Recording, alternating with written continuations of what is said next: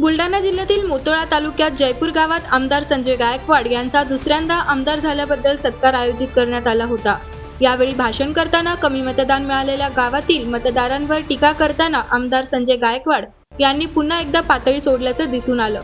दारू, मटण 2 आणि 5 हजारात तुम्ही विकले गेले, तुमच्यापेक्षा बऱ्या असा संपादजनक शब्द वापरत गायकवाड यांनी मतदारांना शिव्या घातल्या।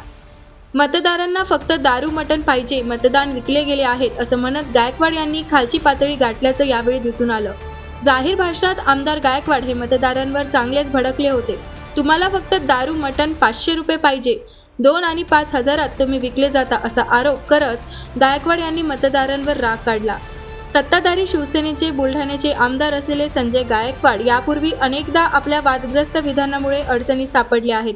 एकनाथ शिंदे यांनी त्यांना समजही दिली होती, मात्र गायकवाड यांच्या वादग्रस्त विधानांची मालिका थांबायलाच तयार नाही।